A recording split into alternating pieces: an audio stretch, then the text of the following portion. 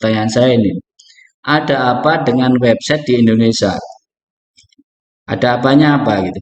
Yang pertanyaan pertama, kenapa KS-nya itu selalu nongol di depan?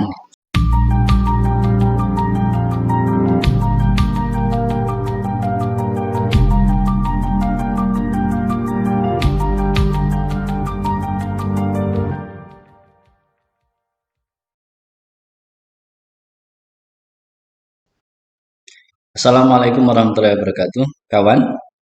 Eh, Jumpa lagi. Kali ini kita akan membahas tentang website sekolah. Oke ya. Ini kita akan sedikit cerita tentang dunia perwebsitean sekolah. Yang pertama mau kita ceritakan tentang website di sekolah kami.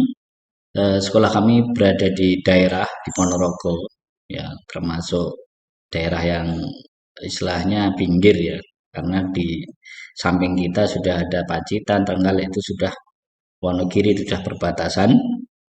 Eh, Sekolah kita ini sekalipun di desa atau katakanlah di pinggiran, kita memang di kota tapi kota di daerah ini, sekalipun di pinggiran kita tetap harus berpikir maju. Di salah satu bentuk apa sekolah maju itu kita ekspresikan dengan mempunyai website. Apa poin yang bisa kami unggulkan dari sekolah kami tentang perwebsitean, yaitu sekolah kami sudah punya website sejak tahun 2009. Itu awal-awalnya Facebook ya, ada gitu. Jadi sekolah kami berdiri tahun 2003, tahun 2009 kira-kira 6 tahun itu sudah punya website. Di mana itu masih sangat jarang sekali sekolah yang punya website.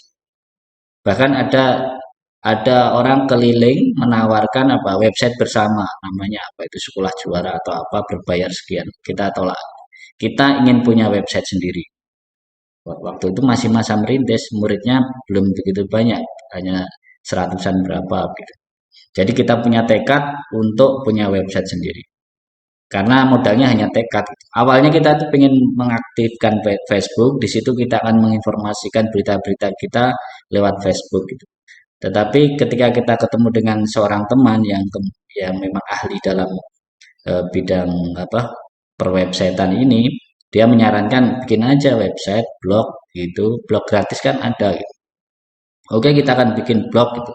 Tapi kok nggak marem ya, ada blogspot.com itu kan gratis, misalnya SDMT Ponorogo blogspot.com gratis. Kok kayak gini ya, nanti kan kesannya gimana ya? Terus apa kekurangannya, kelebihannya apa kalau dengan website yang tidak gratis? Kata dia apa? Kalau yang gratisan ya nggak akan cepet terorbit, artinya orang mencari sekolah kita akan sulit. Tapi kalau berbayar, orang ngetik nama sekolah kita langsung muncul di Google, misalnya kita ketik SDMT Ponorogo langsung muncul di pertama itu kalau berbayar. Oh gitu ya. Tapi karena waktu itu benar-benar belum punya uang, itu akhirnya kita dibuatkan websitean itu. Website tapi bukan blogspot juga tapi gratis. Namanya waktu itu adalah sdmt.co.cc. Itu kita buat ya, senangnya minta ampun. Kita kerjakan sampai itu sampai kita kerjakan sampai subuh, itu berapa kali subuh itu ya kita mengisinya gitu, membangun website itu, jadi tidak langsung jadi gitu ya.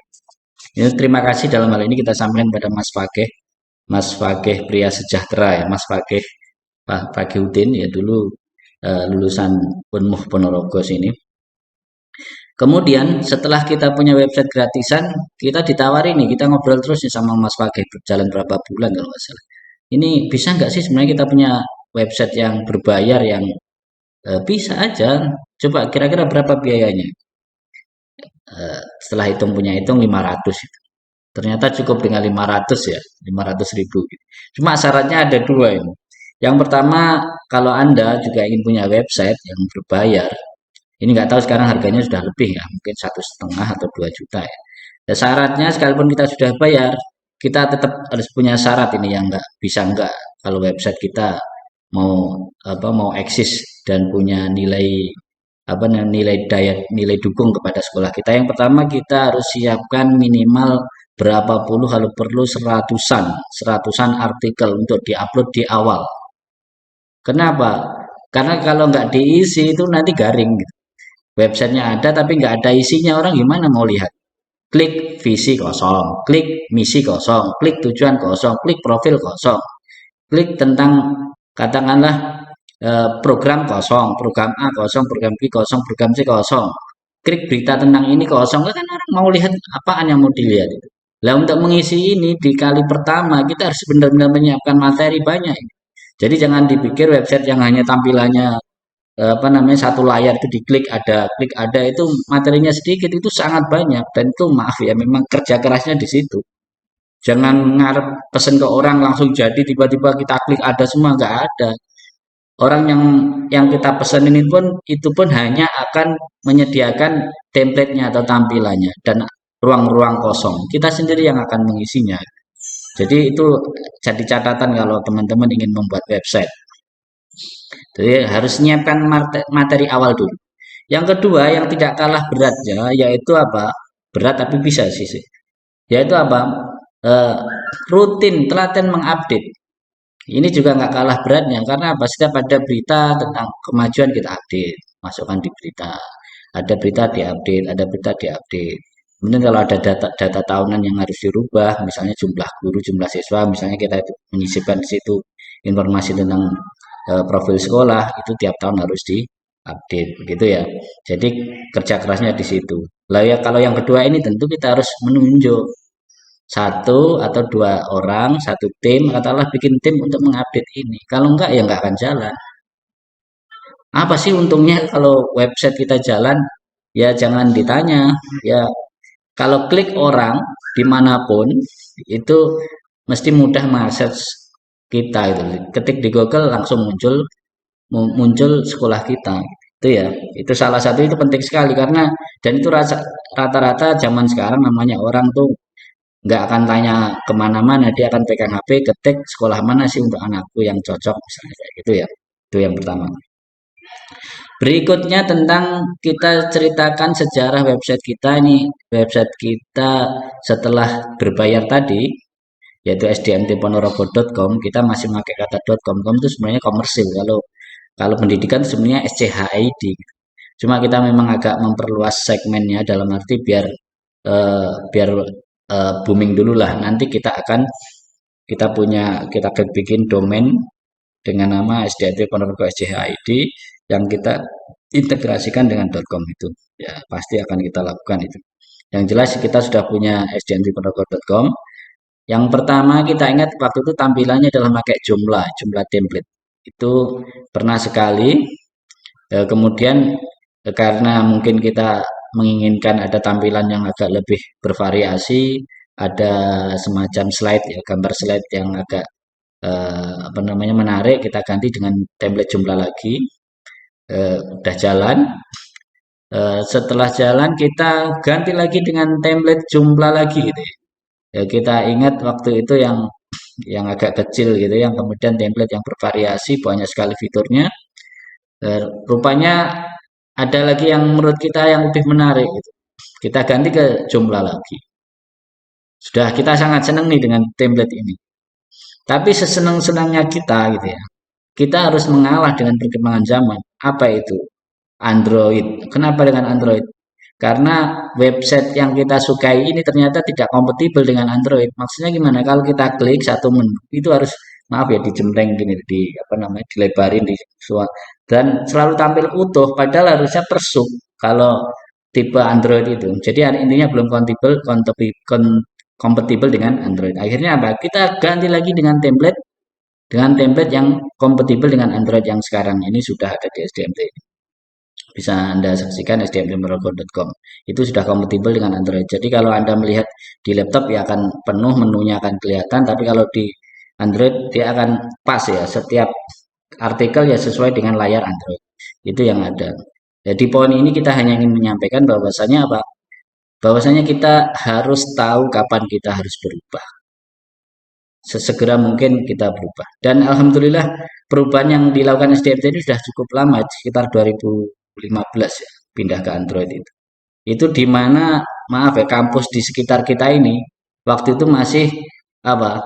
Masih belum move on dia dengan websitenya yang belum kompatibel dengan Android dan baru-baru ini sekitar setahunan ini ya, baru pindah ke yang bisa website yang bisa kompatibel dengan Android. Oke, itu yang pertama. Baik teman-teman, ini tentang website sekolah kami. Kita akan agak meluas sedikit tentang sebuah tentang website yang ada di sekolah-sekolah, terutama sekolah-sekolah Indonesia. Website apa ini? Ini ada sebuah pertanyaan menggelitik. Saya hanya mau bertanya kepada panjenengan, bapak-bapak semua, terutama para kepala sekolah. Pertanyaan saya ini, ada apa dengan website di Indonesia? Ada apanya apa gitu? Yang pertanyaan pertama, kenapa KS-nya itu selalu nongol di depan? Siapa yang menyuruh? Jadi maaf ya, mungkin monggo lah kalau dijawab dengan normatif ya. Ini kan pimpinannya, kepala kan penting. Figur kepala itu kan selalu dilihat siapa sana kepalanya kan. Dan yang tertinggi, yang punya apa kedudukan tertinggi, punya pemegang kebijakan adalah kepala. Monggo lah itu jawabannya. Tapi pertanyaan kita itu adalah mindset kita sebagai orang sekolah gitu. Tapi mindset masyarakat apakah seperti itu gitu? Maaf ya. Apakah ketika seseorang itu mencari apa namanya informasi tentang sekolah atau katakanlah dia buka website sebuah sekolah terus dia nongol kepala sekolahnya kira-kira dia terpukau nggak dengan kepala sekolah? Ya, kita yakin tidak gitu ya. Monggo lah direnungkan itu. Orang akan mencari menu-menunya, katakanlah informasi pendaftarannya seperti apa. Oh, di sini apa sih keunggulannya? Oh, apa sih yang cocok dengan saya? Apa sih dengan anak saya yang cocok untuk jurusan anak saya kan begitu. Apa sih yang menarik dari sekolah ini gitu. Kira-kira kan itu yang kita memakai perspektif orang ya, orang customer ya, bukan kita sebagai penyedia jasanya gitu. Karena karena maaf kalau websitenya orang jualan mobil nggak akan ditayangkan direktur mobilnya, tapi dia akan di situ akan ada slide-slide tentang produk terbarunya, tentang hal-hal yang menarik yang dimaui oleh customer. Kira-kira seperti itu. Oke ya, ini pertanyaan menggelitik sekali lagi. Kenapa sih kepala sekolahnya itu yang muncul? Coba kita bandingkan. Pertama dengan coba perhatikan website yang ada, website sekolah-sekolah yang ada di luar negeri. Yang pertama itu, ini ya contohnya website di sekolah negeri. Ini di apa namanya American Senior High School. High School ini tidak ada ya, tidak tampil kepala sekolahnya. Di sini hanya program-programnya apa, terus ada tampilan sekolahnya yang menarik, sisi yang mana yang bisa menjadikan orang tertarik ini ditampilkan. Oke, sekarang pertanyaan berikutnya, coba lihat website-website kampus ternama. Katakanlah monggo diklik UGM, mungkin UI ya, dan kampus-kampus ternama. Kira-kira masih nggak rektornya itu nongol di depan gitu. Berikutnya lagi coba lihat contoh website sekolah-sekolah yang maju seperti Alexandria Islamic School, seperti Ciputra dan lain sekali dan lain-lainnya. Kira-kira sekali lagi yang nongol itu kepala sekolahnya itu bukan. Oke ya, itu adalah salah satu pertanyaan menggelitik saja. Kenapa sih? Ya, kalau dari berkaca dari pengalaman kami, pertama kali waktu membangun website, ini Mas Fakih itu menawarkan, ini kepala sekolahnya gimana? Ditampilkan nggak? Terus dikasih sambutan. Ini karena saya selaku penanggung jawab pembuat website, saya langsung jawab tegas, nggak usah. Ini memang karena ada apa urusan dengan kepala sekolah. Kita mau membangun sebuah layanan, layanan yang kita harapkan eksis dari waktu ke waktu. Dan kepala sekolah adalah menjadi bagian di dalamnya yang maaf orang luar tidak mau tahu tentang itu.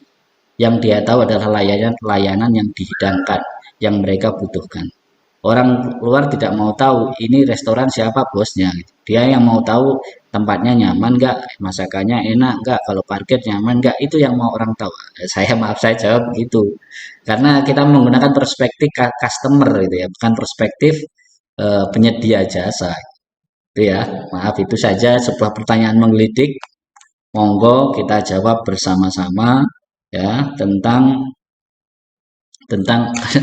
kenapa sih gitu website kita itu selalu menongolkan kepala sekolah gitu ya. Itu saja, jangan lupa like, share, and subscribe. Assalamualaikum warahmatullahi wabarakatuh.